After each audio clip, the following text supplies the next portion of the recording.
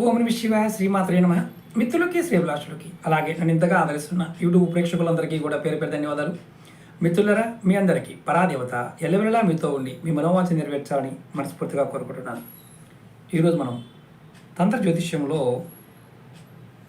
కటిక దరిద్రాన్ని, అన్న వస్త్రాలకి కరువైపోవడం, కుటుంబీకుల్లో అంటే ఇంట్లో ఉన్న వారందరూ కూడా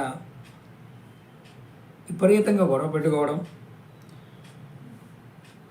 మీరు ఏది చేద్దామన్నా అవ్వకపోవడం, తినడానికి కూడా లోటు రావడం ఇలా జరుగుతుంది అంటే మీ జాతకంలో ఖచ్చితంగా మీ ఇంటికి సంబంధించిన నెగిటివ్ ఎనర్జీ ఉంది అర్థం.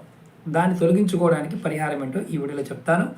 అలాగే మీకు ఈ వీడియో నచ్చినట్లయితే లైక్ చేయండి, ఛానల్ని సబ్స్క్రైబ్ చేసుకోండి, పక్కనే ఉన్న గంట సింబల్ని యాక్టివేట్ చేసుకొని 10 మంది మిత్రులకి షేర్ చేయండి. అలాగే నా వీడియోలు మీకు రెగ్యులర్గా రావాలి అంటే ఖచ్చితంగా ఛానల్ సబ్స్క్రైబ్ చేసుకోండి. రెండవది, ఒకవేళ మీకు వీడియోలు రాకపోతే మన వీడియో డిస్క్రిప్షన్లో ఫేస్బుక్ లింక్, వాట్సాప్ లింక్ కూడా ఇచ్చాను. ఆ గ్రూప్లో కూడా జాయిన్ కావచ్చు. అలాగే మన వేరే ఛానల్ లింక్స్ కూడా దాంట్లో ఇచ్చాను, వాటిని కూడా సబ్స్క్రైబ్ చేసుకోండి. ఎవరైనా నాతో మాట్లాడాలి, అపాయింట్మెంట్ తీసుకోవాలి, జాతకం గురించి తెలుసుకోవాలి, సమస్యల గురించి పరిష్కారం తెలుసుకోవాలనుకునేవారు కింద వీడియో డిస్క్రిప్షన్లో నెంబర్ ఇచ్చాను, దాన్ని కాంటాక్ట్ చేసి మీరు పరిష్కారం తెలుసుకోవచ్చు.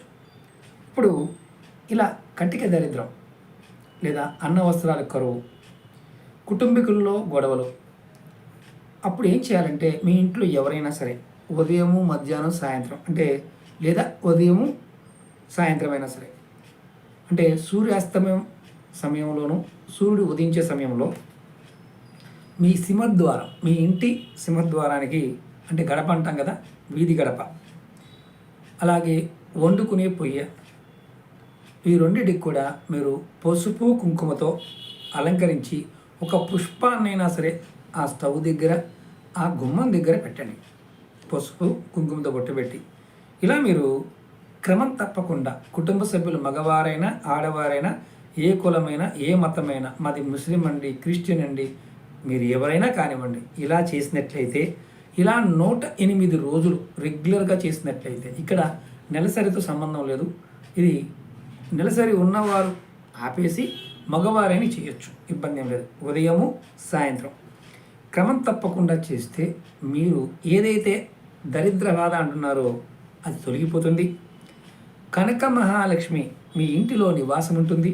అలాగే మీ ఇల్లు మీరు కూడా చూసేవారికి కలకలలాడుతూ ఉంటారు. ఖచ్చితమైన అదృష్టం మీ ఇల్లు తీసుకొస్తుంది. ప్రయత్నం చేయండి, ఖచ్చితంగా ఫలితాన్ని పొందుతారు. ఓం నమః శివాయ శ్రీమాత్రే నమః.